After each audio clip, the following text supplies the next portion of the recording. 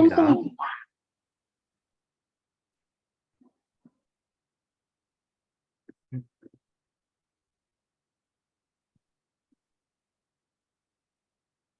공유가 되고 있나요? 네, 네. 됩니다. 예. 여러분, 혁신하면 누가 떠오르십니까? 스티브 어, 잡스요. 예. 스티브 잡스가, 예. 그렇죠. 일단은 옛날에는 이제 뭐, 추국이나, 해식이나 이런 쪽을 개발했던 정영실. 그리고 또 여기 그 대단한 학자시죠. 레오나르도 다빈치. 발음이 참 어렵네요. 네. 디카프리오 아니고. 예. 이 레오나르도 다빈치가 참 많은 부분에서 참 의학이나 예술 쪽이나 여러 다방면에서 참 혁신적인 그런 모습을 보였었죠. 그런데 지금은 좀 전에 이제 문명성 형제가 말씀하셨던 스티브 잡스, 애플을 지금 최고의 기업으로 만드는 사람이고, 요즘은 또 전기차를 열심히 개발해서 좀 널리 알리고 있는 또 일론 머스크, 이런 사람이 또 혁신적인 인물 중 한 사람이 아닐까 합니다. 존경을 받는다는 것하고 별개로 그냥 이들이 이룩한 성과에 대해서는 정말 혁신이라고 말할 수가 있죠. 참 이 스티브 잡스 같은 경우는 아무래도 이 스마트폰, 태블릿 PC라는 혁신적인 기계를 만들어서 많은 사람들의 삶에 편리함과 유익함과 그리고 재미를 또 주고 있습니다. 옛날에는 출장을 가거나 또 여행을 갈 때 옷과 세면도구 외에 책이나 서류들, 또 무거운 노트북 PC나 현금 등등 챙길 것이 너무 많았지만, 지금은 간단한 옷과 세면도구, 스마트폰만 있으면 큰 어려움이 없는 그런 시대가 되었습니다. 저는 개인적으로 백화점이나 아울렛 같은 곳에 쇼핑하는 걸 참 힘들어합니다. 1시간이 한 4~5시간 지난 것처럼 느낄 정도로 진이 쫙 빠지거든요. 그런데 이 스마트폰에서는 사진상으로 마음에 드는 디자인과 또 저희 사이즈로 주문만 하면 옷이 저희 집 앞에 또 배달이 옵니다. 간혹 사이즈가 맞지 않거나 이 모델이 입었던 느낌과는 다른 느낌의 옷이 저를 좀 실망시키기도 하지만, 반품을 하면 그만입니다. 이들이 이루어낸 혁신은 우리의 삶에 지대한 영향을 주고 유익하게 했음을 부인할 수가 없는 것 같아요. 그러나 오늘 제가 말씀드리고자 하는 다른 혁신은 마음의 혁신입니다. 첫 번째 포인트로 기다림입니다. 사무엘하 16장 5절에서 6절을 제가 읽어보도록 하겠습니다. 다윗 왕이 비우림 마을에 가까이 이르렀을 때에 갑자기 어떤 사람이 그 마을에서 나왔는데, 그는 사울 집안의 친척인 게라의 아들로서 이름은 시므이였다. 그는 거기에서 나오면서 줄곧 저주를 퍼부었다. 다윗 왕의 모든 부하와 모든 용사가 좌우에 서서 왕을 호위하고 가는데도 그는 다윗과 그의 모든 신하에게 계속하여 돌을 던졌다. 다음은 안창준 형제께서 좀 읽어주시겠습니까? 예, 11절에서 13절입니다. 그런 다음에 다윗이 아비새와 자기의 모든 신하에게 말하였다. 생각하여 보십시오. 나의 몸에서 태어난 자식도 나의 목숨을 노리고 있는데 이러한 때에 하물며 저 베냐민 사람이야 더 말해 못하겠소. 주님께서 그에게 그렇게 하라고 시킨 것이니 그가 저주하게 내버려 두시오. 혹시 주님께서 나의 이 비참한 모습을 보시고 오늘 심의가 한 저주 대신에 오히려 나에게 좋은 것으로 갚아주실지 누가 알겠소. 다윗과 그 부하들은 계속하여 길을 갔다. 그래도 심의는 여전히 산비탈을 타고 다윗을 따라오면서 저주하며 그 곁에서 돌을 던지고 흙먼지를 뿌렸다. 네, 감사합니다. 네, 시므이는 다윗의 이전 왕인 사울 집안 사람입니다. 사울이 다윗에게 했었던 많은 악행들을 안다면 이렇게 하기 힘들 텐데라는 생각을 해보는데, 게다가 다윗의 군대가 있는 상태에서 이런 저주를 퍼붓는 것은 좀 원권이 넘어가면서 그가 누린 많은 특권들이 사라져서 좀 그런 건 아닌가라는 생각이 들기도 합니다.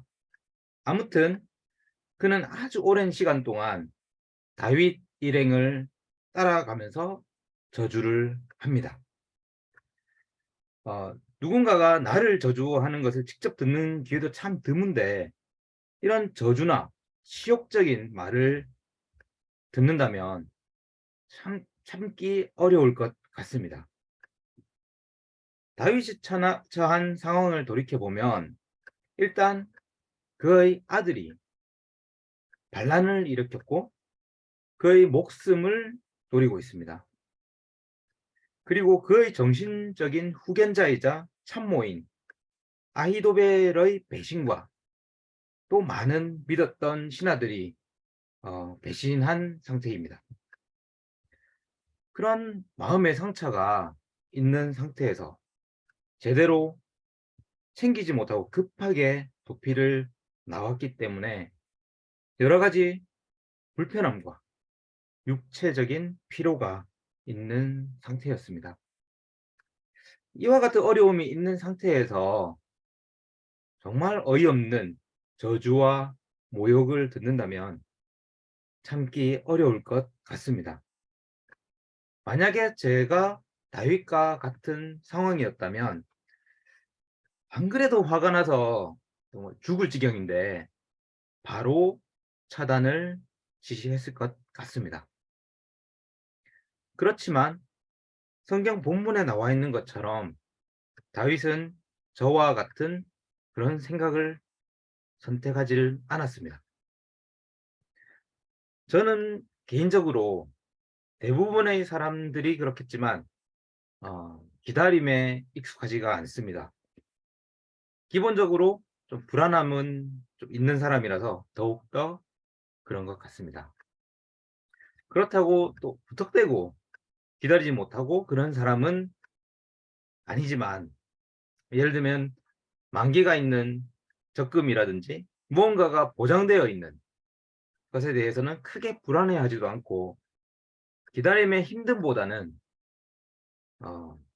기대감을 가지면서 즐기는 것도 있습니다. 또 여러분 배달 앱들 많이 사용하시지 않습니까? 그러면 주문을 하면은 몇 시간 이렇게 찍히지 않습니까? 네. 정해진 그 시간은 저는 얼마든지 기다리고 있을 수가 있습니다. 또 다른 종류는 제가 기다릴 수 있는 저의 마음의 한계가 있는 것도 있습니다. 제 마음에서 한 20-30분은 그래 뭐 좀 기다릴 만해 뭐 이런 거라든지, 제가 좋아하는 음악이라든지 책이 손에 들려 있다고 하면 기다림이 그렇게 어렵지 않을 때도 있습니다. 그렇지만 저희 마음의 한계를 좀 넘어가기 시작하면 슬슬 이성을 잃어가기 시작합니다. 마음에 온갖 악한 것들이 분출되어 나오기 시작합니다. 작년인가 그때 한 패스트푸드점에서 버거 하나를 주문했었는데 30분 가까이 기다려도 제가 느끼기에는 뭐 앱으로 주문한 사람인데 저보다 늦게 왔는데도 먼저 가져가고 막 이런 걸 보니까 좀 짜증이 밀려왔었던 것 같아요.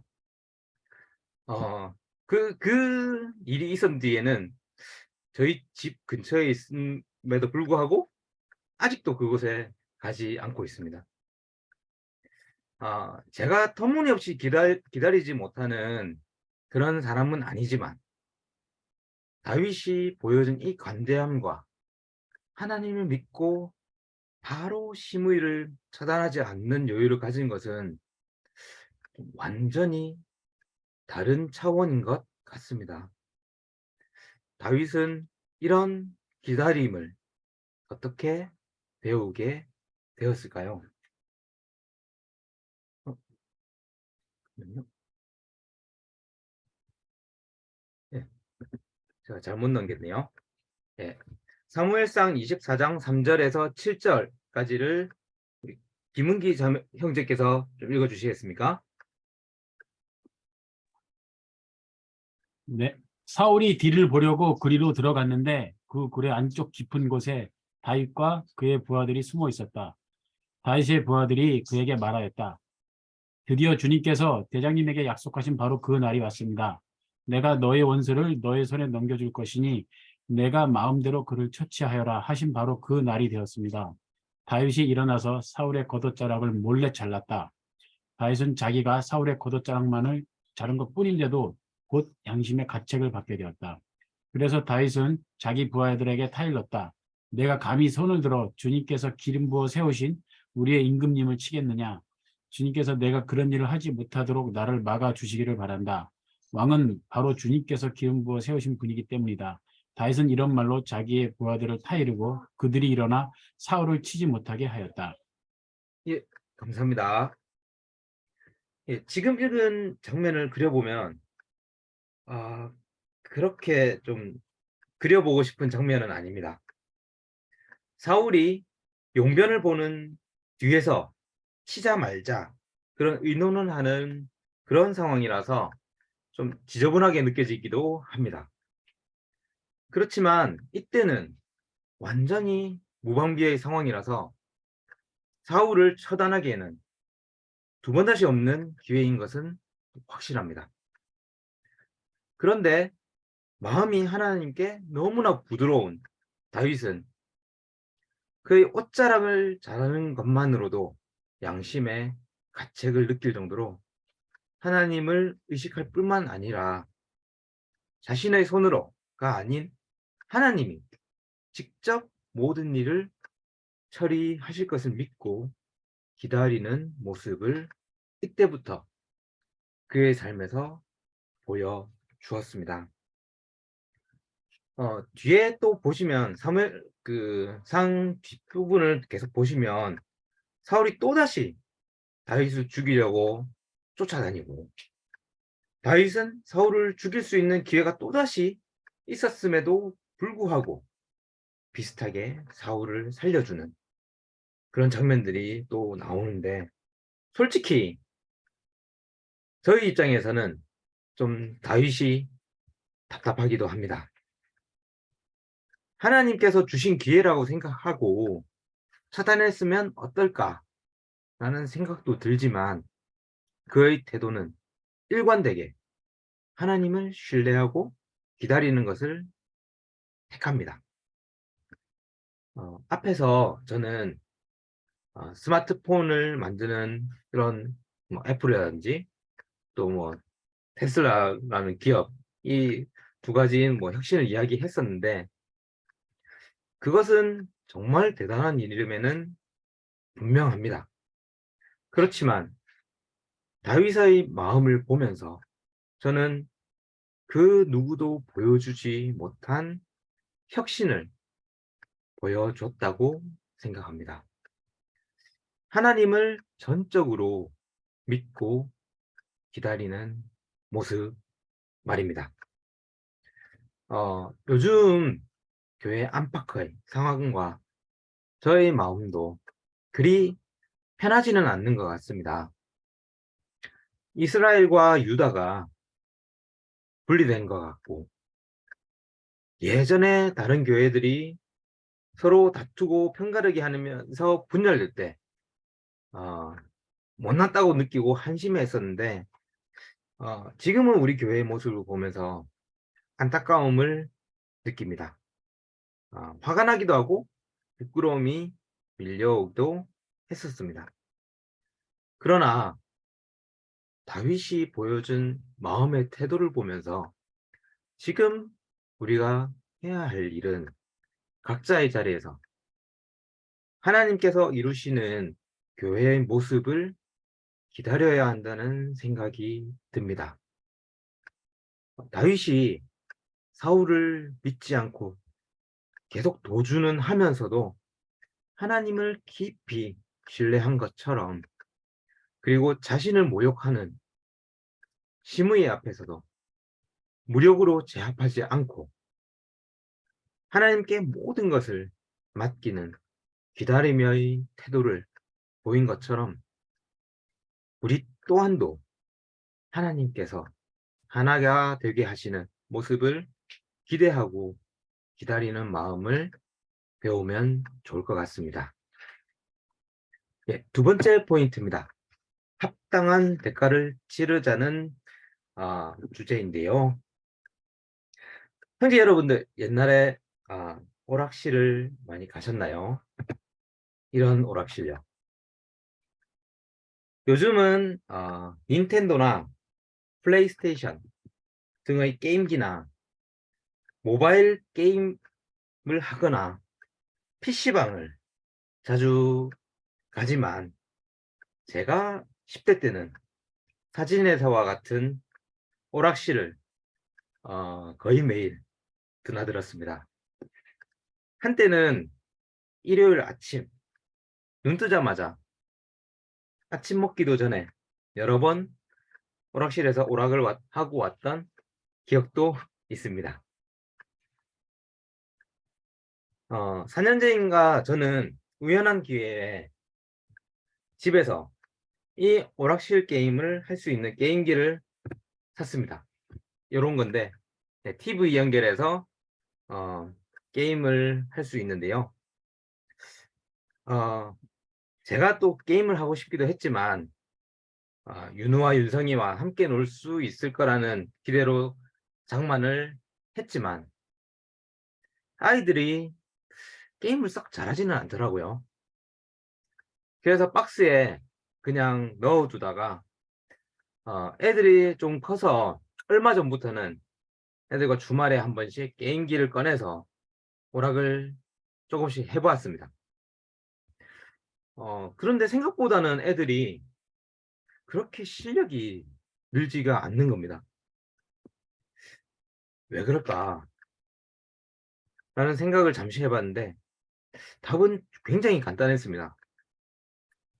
아이들은 적절한 대가를 지불하지 않고 버튼을 누르면 죽은 캐릭터가 막 살아나니까 강한 의지로 게임을 하지는 않는 모습을 알게 되었습니다.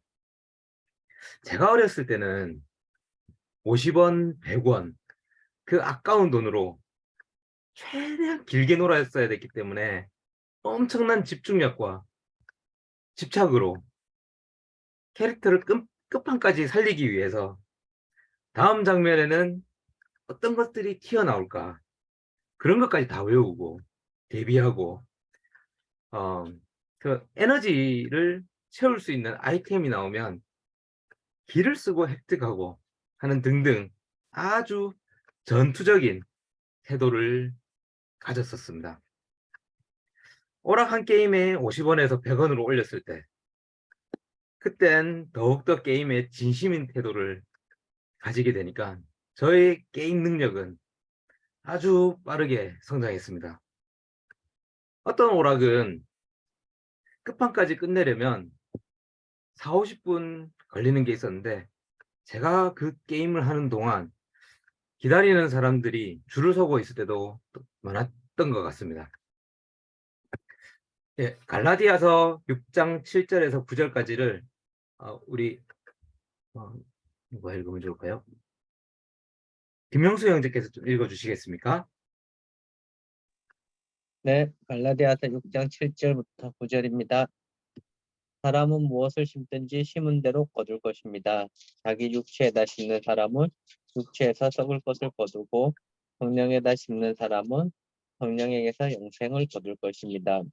선한 일을 하다가 낙심하지 맙시다. 지쳐서 넘어지지 아니하면 때가 이를 때에 거두게 될 것입니다. 네, 감사합니다. 예, 아이들이 게임을 하는 모습을 보면서 여러 번 게임을 하게 해주었지만 전혀 성장하지 않는 모습에 좀 이상하게 생각되기도 했지만 그런 생각을 저희 마음으로 좀 가져다 놓고 보니까 저희 삶에서 하나님과의 관계나 삶에서의 성장이 더디게 되었던 게 어렸을 때 오락실에서 가졌던 저의 열정적인 마음의 태도가 하나님과의 관계에서는 크게 있지 않다는 것을 알게 되었던 것 같습니다. 공짜 점심은 없다라는 말을 들어보신 적이 있으십니까? 말 그대로 세상에 공짜는 없다는 것인데 하나님과의 관계와 영적인 성장도 이 흘러가는 시간에만 비례해서 이루어지지는 않는 것 같습니다. 예, 마가복음 1장 35절을 제가 읽어보겠습니다. 아주 이른 새벽에 예수께서 일어나서 외딴 곳으로 나가셔서 거기에서 기도하고 계셨다. 또 한 구절 더 읽을게요. 이거는 혹시 경준수 형제께서 좀 읽어주실 수 있겠습니까? 네, 읽겠습니다. 시편 57편 6절에서 11절. 그들은 내 목숨을 노리고 내 발 앞에 그물을 쳐놓아 내 기가 꺾였습니다. 그들이 내 앞에 함정을 파놓았지만 오히려 그들이 그 함정에 빠져들고 말았습니다. 하나님, 나는 내 마음을 정했습니다. 나는 내 마음을 확실히 정했습니다. 내가 가락에 맞추어 노래를 부르겠습니다. 내 영혼아 깨어나라. 검은 고야 수금아 깨어나라. 내가 새벽을 깨우련다. 주님, 내가 만민 가운데서 주님께 감사를 드리며 문 나라 가운데서 노래를 불러 주님을 찬양하렵니다. 주님의 한결같은 그 사랑, 너무 높아서 하늘에 이르고 주님의 진실하심 구름에까지 닿습니다. 하나님, 주님은 하늘 높이 높임을 받으시고 주님의 영광 온 땅 위에 떨치십시오. 네, 감사합니다. 네, 두 구절을 읽어보았는데요. 예수님과 다윗의 기도이고 두 분 모두 이른 새벽에 기도하는 모습으로 보입니다. 공통적인 것은 매우 도전적인 상황에서 기도했다는 점입니다. 예수님은 전도 초기에 엄청난 사람들의 필요 앞에 하나님과의 시간보다는 지금 현재의 해결해야 할 일들을 보면서 자칫하면 중심을 잃을 수 있는 시기에 아무 방해도 받지 않고 기도할 수 있는, 하나님을 만날 수 있는 이른 새벽. 요즘은 밝은 조명이 있지만 이때는 완전히 칠흑 같은 어둠이었을 겁니다. 그 어둠을 뚫고 하나님과의 관계에서의 힘을 얻기 위해서 헌신된 모습을 보이셨습니다. 그런데 어쩌면 이 마가복음의 이 구절은 우리에게 핑계를 줄 수 있는 부분이 좀 있는 것 같아요. 예수님은 육신으로 오셨기 때문에 하나님과의 깊은 시간이 이전부터 있었기 때문에 어찌 보면 당연할 수도 있고 일반 사람과는 다른 무언가가 있기에 우리와는 다를 수밖에 없다는 선을 그을 수 있는 여지가 좀 있는 것 같습니다. 사실 저도 좀 그렇게 생각하는 사람 중에 한 명입니다. 변명이죠. 그런데 더 이상은 변명할 수 없는 우리와 완전히 같은 사람. 시편 57편의 다윗의 기도의 상황은 다윗에게 쫓기면서 사울에게 쫓기면서 광야를 돌아다니고 동굴 이곳저곳에서 머물다가 도주하다가를 반복하는 그런 시기였습니다.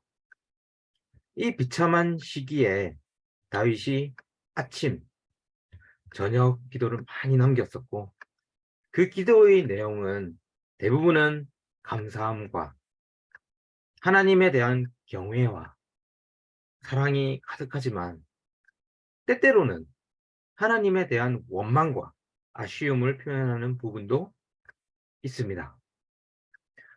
중요한 점은 다윗은 어떤 상황에서도 하나님과의 관계를 절대로 놓지는 않았다는 것입니다. 시편 57편은 사울에게 쫓기는 최악의 상황 중에 하나로 보이는데 울분과 비통함과 억울함을 호소하기보다는 감사와 찬양을 보여주고 있습니다. 저도 기도하면서 깨닫게 되는 것은 기도를 하면서 하나님을 생각해 보면 어려운 상황임에도 감사할 것이 얼마나 많은지를 느낄 때가 많습니다. 이른 아침에 몽롱하게 습관대로 기도를 갔다가 별로 할 말이 없어서 시작한 기도에 한참 동안 감사함의 기도를 드리게 될 때도 있습니다. 좀 드문 일이긴 하지만요. 아무튼 이 감사함을 드린 그 하루는 알 수 없는 에너지로 기쁜 시간을 보내게 됩니다. 어떤 상황에 처해 있을지라도 하나님에 대한 끈을 놓지 않았던 다윗을 보면서 지금 우리가 무엇을 해야 할지는 분명한 것 같습니다. 부산교회는 어려움을 참 많이 겪어왔던 것 같습니다. 많은 아쉬움과 아픔이 있었지만 우리 모두는 한 마음 하나의 영으로 놀랍게 인도자가 없는 열악한 상황에서도 2년에 가까운 시간 동안 믿음을 굳건히 지켰었습니다. 이런 저력이 있는 것은 우리가 윗지방의 교회들이 다시 조금 흔들린다고 해서 우리의 삶과 제자의 본분마저 흔들리면 안 되지 않겠습니까? 여러분, 레고 조립을 해 보셨습니까? 조립을 열심히 하다가 어떤 부분이 뭔가 아구가 맞지 않으면서 전체적으로 좀 틀어지는 경우도 좀 있습니다. 그럴 때 어떻게 하십니까? 한 번에 확 무너뜨리거나 이러기보다는 찬찬히 살펴보면서 조그마한 부분에서 잘못 조립된 곳을 찾게 되면 그 주변 부들을 해체해서 다시 만들고 전체적으로 이어주는 노력을 하지 않습니까? 그와 마찬가지로 전체적인 부분이 좀 이상할지라도 성경적으로나 제자의 기준에서 우리가 잘못된 부분이나 미흡한 부분이 있다면 하나님과의 관계에서 하나씩 배우고 고쳐나가면서 하나님께서 완성하실 교회의 모습을 기다리는 것이 우리가 해야 할 일인 것 같습니다. 한국 교회의 지금 갈등의 해결이 비록 시간이 좀 걸릴지라도 우리와 부산교회가 하나님이 보시기에 꼴바른 길을 걸으려 노력하고 하나님과의 관계를 더욱 성숙하게 발전시키게 나간다면 언젠가 우리가 너무나 바랬던 진정으로 하나가 되는 교회를 볼 수 있지 않을까 생각이 됩니다. 어제 참 우리 단톡방을 보면서 너무 기쁘지 않으셨습니까? 은양 형수님의 가족에게서 일어나는 일들에 참 많은 격려를 받게 되고 많은 분들이 그렇게 느끼셨을 거라고 생각이 듭니다.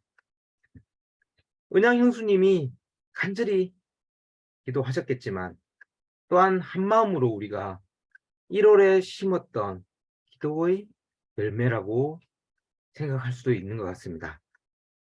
이와 같이 우리가 하나님과의 관계에서 굳건히 서 있을 때 은양 형수님 가족에게 일어나는 일보다 더욱 큰 일들이 넘치게 일어나게 될 것을 믿습니다.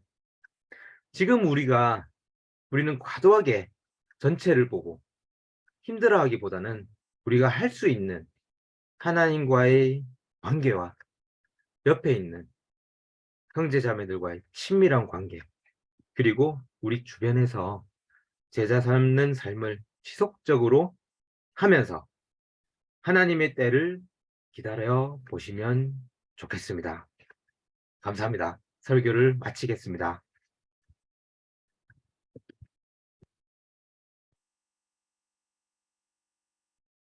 네.